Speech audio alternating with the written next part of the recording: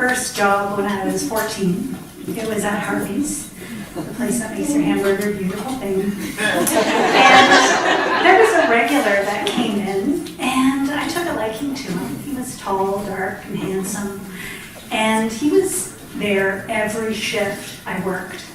So kind of got to know him a little. Every break I would spend chatting with him. It was really convenient. He lived just up the street in a group home from doing B&Es, which is break and enters for anybody who doesn't know the lingo. And what better boyfriend material. So sure enough, we started dating, and I fell in love with this guy, my boyfriend. And the next thing I noticed was that I started changing my behavior. I started changing what I wore, how I did my hair, so that I could appease him and keep him happy. And when he wasn't happy, he would punch me. He would punch me in the stomach. And he was a bricklayer, so big guy. I had the wind knocked out of me several times, punched in the side of the head, the arm, the torso. But it didn't strike me as being odd or abnormal. It just was. It was my first relationship, so I thought, okay, this is the way relationships go.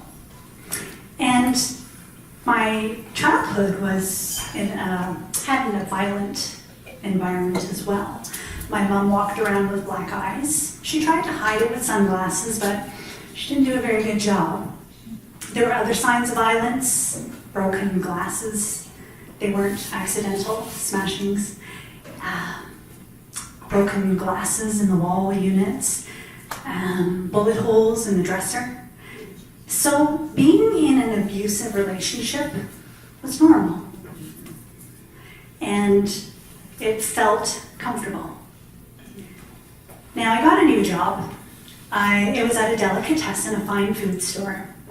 It was right across from my high school, so I was super excited about it. And the first day on the job, my boyfriend waited for me. We were going to bus home together.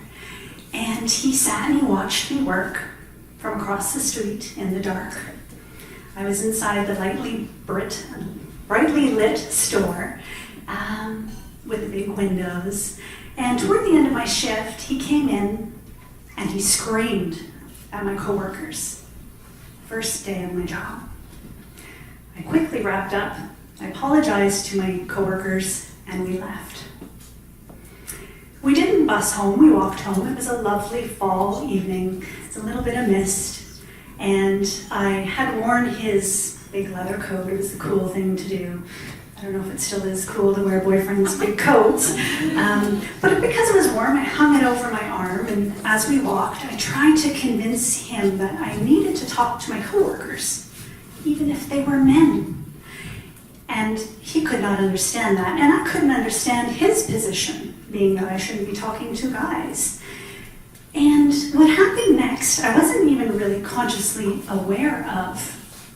We approached my apartment, and I lightly placed my coat over top of a fire hydrant, and I reeled my arm back and I let it fly straight into his face. I broke his nose, blood gushed everywhere, and I gave him 2 black eyes.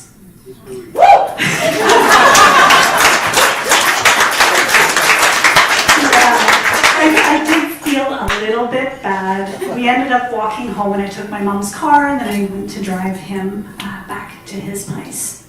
He didn't retaliate. He was either in too much pain or too much shock.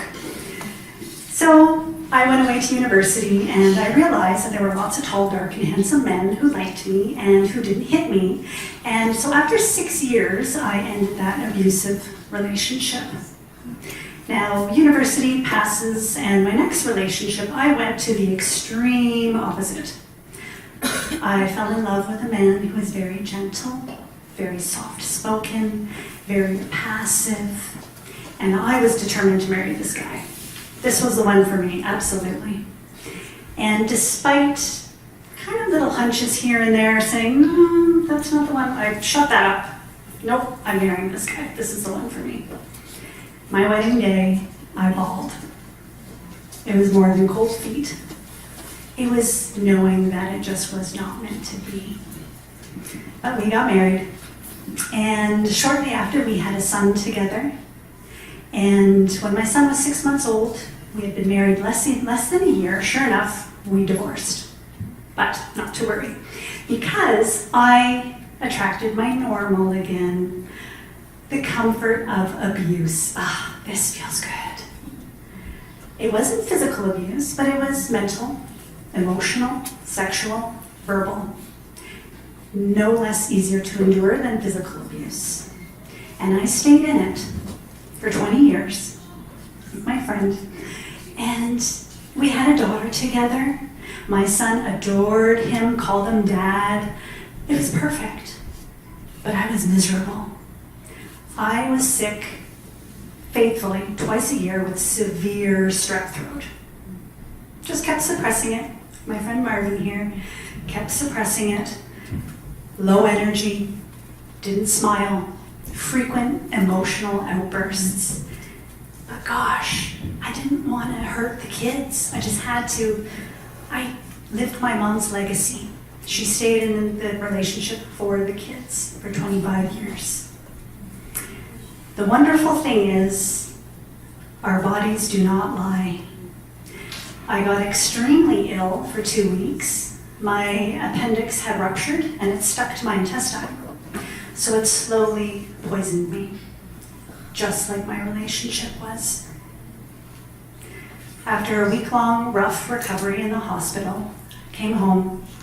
1 month later, I made that choice to leave. What happened after that has been nothing but miraculous. It was very scary. What was going to happen? I stepped into the unknown. Miracles have happened since then. I completed my spiritual life coach certification, and I learned amazing things like I have boundaries. What is that? Wow. I learned that I have a mind that will tell me things to keep me feeling safe, to keep me feeling normal, to keep things in control. And that's my mind's job. I also learned that we have subconscious programming and patterns that run our lives. And half the time we're not even aware of them. So we're walking and talking and we're not even knowing what we're doing half the time, unless we pay conscious attention to it. Then I delved a little deeper into bioenergetic medicine. And what I learned through that is that our body gives off signals, this energy. Some of it feels awesome and some of it feels not so awesome. And when life is happening around me, I feel what's happening in my body. I don't go looking at, what did that person say? Well, what did they say? Well, this is why I'm upset. It's their fault because they said this. So I come into my body and I feel where that anxiety is, that tension, that tightness, that stinging.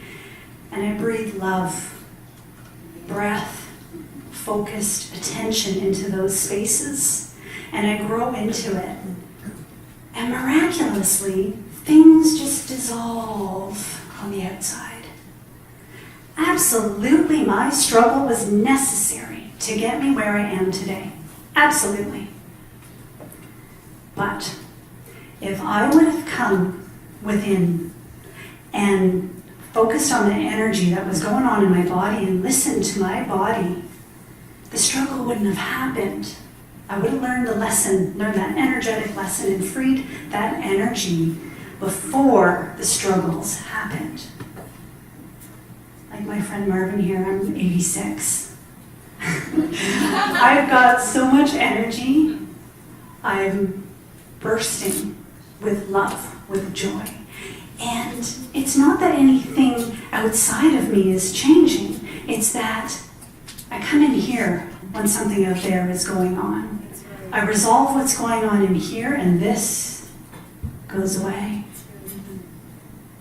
It's happening for me. So yeah, struggle is necessary until it's not. Thank you.